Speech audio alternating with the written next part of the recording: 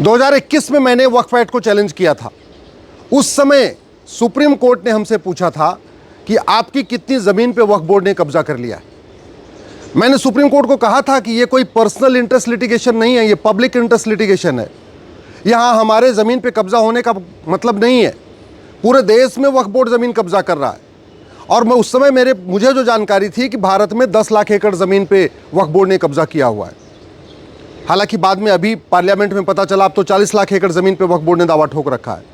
जब मैंने वो नोट्स पढ़ने की कोशिश की तो उस समय मुझे माननीय सुप्रीम कोर्ट ने अपना नोट्स पढ़ने से मना कर दिया था और ये कहा था कि जो कानून है वो केवल एकेडमिक तरीके से चैलेंज नहीं हो सकता है, आपको इस्टेब्लिश करना पड़ेगा कि वक्फ बोर्ड अपनी पावर का मिसयूज़ कर रहा है। जब हमने नोट्स दिखाना चाहा, हमने बताना चाहा कि हाँ मंदिरों पे कब्जा हो रहा है, गाँव पे कब्जा हो रहा है, सड़क के किनारे कब्जा हो रहा है, तो नोट्स भी नहीं पढ़ने दिया और मजबूरी में मुझे अपनी PIL वापस लेना पड़ा।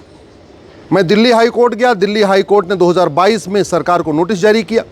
उसके बाद देश भर में 120 से ज़्यादा PIL फाइल हो गई पूरे देश में। अब जब नया वक्फ कानून आया और उस नए कानून के खिलाफ इमरान प्रताप गढ़ी, ओवैसी जी, अमानुल्लाह खां जी, पर्सनल लॉ बोर्ड, मदनी जी, ये सब लोग जब सुप्रीम कोर्ट आए तब सुप्रीम कोर्ट ने उनसे किसी भी याचिकाकर्ता से ये नहीं पूछा कि आपके पूर्वजों ने कितनी ज़मीन वक्फ किया है और आपके पूर्वजों ने जो ज़मीन वक्फ किया है उसमें से कितनी ज़मीन सरकार ने इस कानून को उपयोग करके वापस ले लिया। हमसे पूछ रहे थे कि वक्फ बोर्ड ने आपकी कितनी ज़मीन पे कब्जा कर लिया, और जब दूसरी तरफ आज ओवैसी जी और बाकी लोग कह रहे हैं कि सरकार सारी ज़मीन ले लेगी, सरकार सारी ज़मीन ले लेगी, तब एक भी बार नहीं पूछा कि आप मुझे कोई एक एग्जाम्पल बताइए कि जहां पे सरकार ने नए कानून का उपयोग करके कोई भी वक्फ प्रॉपर्टी वापस लिया हो। और धड़ाधड़ सुनवाई शुरू हो गई। एक भी याचिकाकर्ता से ये नहीं कहा कि आप हाई कोर्ट जाओ, क्योंकि 120 याचिकाएं पूरे देश में पेंडिंग पड़ी हुई हैं। इसलिए मुझे कई बार लगता है कि कहीं न कहीं हम लोगों के साथ सुप्रीम कोर्ट के अंदर सौतेला व्यवहार किया जाता है।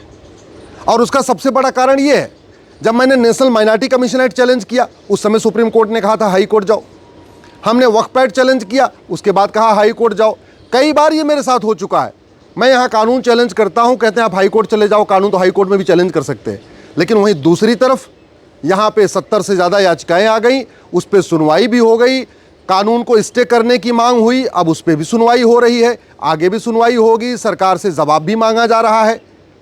और एक इसमें पूरे डिस्कशन में एक सबसे बड़ी दुर्भाग्यपूर्ण बात ये रही कि वक्फ बोर्ड को हिंदू बोर्ड के साथ तुलना की जा रही है, जबकि हिंदू बोर्ड के पास वो अधिकारी नहीं है जो वक्फ बोर्ड के पास है। पुराने वाले कानून तो छोड़िए, जो नया संशोधित कानून आया है उसमें भी जितना पावर वक्फ बोर्ड को है उतना पावर किसी भी हिंदू बोर्ड को नहीं है। हिंदू बोर्ड के पास तो मंदिर चलाने के लिए पैसा भी नहीं है। सच्चाई तो यह है कि जो चढ़ावा आता है मंदिरों में वो हिंदू बोर्ड नहीं लेता, वो सरकार लेती है। वहीं दूसरी तरफ वक्फ बोर्ड के पास पूरी की पूरी जो मस्जिद है, जो चर्च है, जो मस्जिद है उसको चलाने का भी पूरा उनके पास अधिकार है। दूसरा, वहाँ जो चढ़ावा आता है वो भी पूरा लेते हैं और प्रॉपर्टी का भी राइट है। किसी भी हिंदू बोर्ड के पास कोई प्रॉपर्टी राइट नहीं है। लेकिन माननीय सुप्रीम कोर्ट के जज दोनों की तुलना एक साथ करते आ रहे हैं। हिंदू बोर्ड, आज तक हिंदू बोर्ड ने किसी भी मुस्लिम की ज़मीन पे नोटिस भेज के उस पर अपना दावा नहीं ठोका, लेकिन दूसरी तरफ वक्फ बोर्ड ने हिंदुओं की ज़मीनों पे नोटिस भेज के कब्जा कर लिया। आज तक किसी भी हिंदू बोर्ड ने ये नहीं कहा कि ये ज़मीनें, जो मस्जिद है, जो बाकी चीज़ें ये हमारी हैं। वहीं दूसरी तरफ तमिलनाडु के 1500-2000 साल पुराने मंदिरों को वक्फ बोर्ड ने दावा ठोक दिया। तो दोनों की तुलना करना ही अपने आप में गलत है, लेकिन तुलना हो रही है। सीधे सीधे हिंदू बोर्ड से पूछ रहे हैं कि अच्छा आप इसमें मुस्लिम को रख सकते हैं क्या? वक्फ बोर्ड के बारे में अगर दो आदमी बाहर से आ रहे हैं तो कम से कम ये भी तो देखना चाहिए कि हिंदू बोर्ड और वक्फ बोर्ड में कितना अंतर है। यहाँ तुलना आम और बबूल की हो रही है, यहाँ तुलना आम और इमली की हो रही है। दोनों में बिल्कुल डिफरेंस है। और जो सबसे बड़ी दुख की बात यह है कि ये जो कहा जा रहा है कि जो 150 साल 200 साल पुरानी जो मस्जिद बनी है उसका कागज़ कहाँ से आएगा? अरे हजारों साल पहले भगवान श्री राम भगवान श्री राम का जहाँ जन्म हुआ उसका कागज़ अगर मांगा जा सकता है तो 150-200 साल पुराने मस्जिद का कागज नहीं मांगा जा सकता है क्या? ट्रस्ट एक्ट तो अंग्रेजों के ज़माने से चल रहा है, सोसाइटी रजिस्ट्रेशन एक्ट अंग्रेजों के ज़माने से चल रहा है, सिविल प्रोसीजर कोड अंग्रेजों के ज़माने से चल रहा है। और जितने हिंदू, जैन, बौद्ध, सिख कोई भी दान कर रहे थे तो वो बाकायदा रजिस्ट्रेशन करा रहे थे, चाहे वो अग्रवाल धर्मशाला बन रही थी, चाहे मारवाड़ी धर्मशाला बन रही थी, चाहे जैन धर्मशाला बन रही थी, चाहे बिरला मंदिर बन रहा था। ये सब आज से नहीं बन रहा है, अरे अंग्रेज़ों के ज़माने के पहले से बन रहा है, और सब लोग प्रॉपर रजिस्ट्रेशन करा रहे थे। तो मुस्लिम क्यों नहीं करा रहे थे? ये सारा का सारा छूट केवल मुस्लिम्स के लिए रहेगा क्या? और अगर आज की डेट में अगर मुस्लिम्स को छूट दिया जा रहा है वक्फ बाई यूज़र का, कि भाई ठीक है जहां आप यूज़ कर रहे थे वक्फ बाई यूज़र हो गया, तो फिर दान बाई यूज़र क्यों नहीं होना चाहिए? चैरिटी बाई यूज़र क्यों नहीं होना चाहिए? हिंदुओं के लिए मंदिर बाई यूज़र क्यों नहीं होना चाहिए? अगर हम कहीं पे भी 100 साल 50 साल से पूजा कर रहे हैं तो हमसे फिर कागज़ क्यों मांगा जाता है? क्या काशी का जो विवाद है वो बिना कागज़ के हल होगा क्या? मथुरा, भद्रकाली, भोजशाला, अटाला का विवाद केवल मंदिर बाई यूज़र के आधार पे होगा या कागज़ देख के होगा? मैं आशा करता हूं कि माननीय सुप्रीम कोर्ट जब हिंदू बोर्ड और वक्फ बोर्ड की तुलना करेगा तो कम से कम ये ध्यान रखेगा कि दोनों के अधिकारों में ज़मीन आसमान का अंतर है, दोनों की पावर में ज़मीन आसमान का अंतर है। और चलो हिंदुओं के पास बोर्ड तो है, हिंदुओं के पास ट्रिब्यूनल कहाँ है? मुस्लिम्स के पास तो वक्फ ट्रिब्यूनल भी है, उनका मुकदमे का फैसला वक्फ ट्रिब्यूनल में होता है। हिंदुओं के लिए अपना हिंदू ट्रिब्यूनल तो नहीं है, क्रिश्चियन के लिए अपना क्रिश्चियन ट्रिब्यूनल नहीं है, जैन के लिए अपना जैन ट्रिब्यूनल नहीं है, बौद्ध के लिए अपना बौद्ध ट्रिब्यूनल नहीं है, पारसी के लिए अपना पारसी ट्रिब्यूनल नहीं है, यहूदियों के लिए अपना यहूदी ट्रिब्यूनल नहीं है, लेकिन मुस्लिम के पास वक्फ ट्रिब्यूनल है। तो कहीं ना कहीं आम और इमली की तुलना की जा रही है, कहीं ना कहीं ये पूरी तुलना ही गलत हो रही है, जो हिंदू बोर्ड की तुलना मुस्लिम बोर्ड के साथ हो रही है।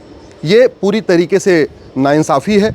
और हम लोगों की याचिका अगर देश भर के अलग अलग हाई कोर्ट में है तो माननीय सुप्रीम कोर्ट को यहाँ सुनने की बजाय यहाँ जो याचिका करता आए थे उनसे भी पूछना चाहिए था कि आपके पूर्वजों ने कितनी ज़मीन वक्फ किया, नया कानून बनने के बाद सरकार ने कितनी ज़मीन आपकी वापस ले लिया, और तीसरा जब 120 याचिकाएं कोर्ट में पेंडिंग हैं अलग अलग हाई कोर्ट में, तो फिर आप सुप्रीम कोर्ट क्यों आए हैं? आप भी हाई कोर्ट जाइए।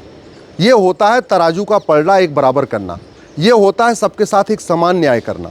लेकिन कहीं ना कहीं वक्फ के मामले में माननीय सुप्रीम कोर्ट ने हम लोगों के साथ भेदभाव किया है। हमें इस बात की निराशा भी है, हमें इस बात का दुख भी है, और मैं आशा करता हूं कि कम से कम अब आने वाले तारीख पे इस बात का फैसला होगा। या तो हम लोगों की जो 120 याचिकाएं हैं वो भी सुप्रीम कोर्ट आए और पहले हम लोगों की सुनवाई हमें सुना जाए, क्योंकि हम 2021-22 से लड़ रहे हैं, या तो जो हमारी सुप्रीम कोर्ट में याचिका थी उसी को रिवाइव कर दिया जाए, पहले हम लोगों को सुन लिया जाए। हम पुराने कानून को ख़त्म करने की मांग कर रहे हैं तो पहले उस पर सुनवाई हो जाए, उसके बाद नए कानून पे सुनवाई हो, क्योंकि सीरियल में हम तो पहले से आए हुए हैं यहाँ पे। ऐसे नहीं होना चाहिए। हम जो 1995 वाले कानून को चैलेंज करके बैठे हुए हैं, हमारी याचिकाओं पे सुनवाई ना हो, लेकिन 2025 में जो कानून बना है उसकी याचिकाओं पे सुनवाई हो जाए, तो ये जो करना हमारे साथ बहुत बड़ा भेदभाव होगा।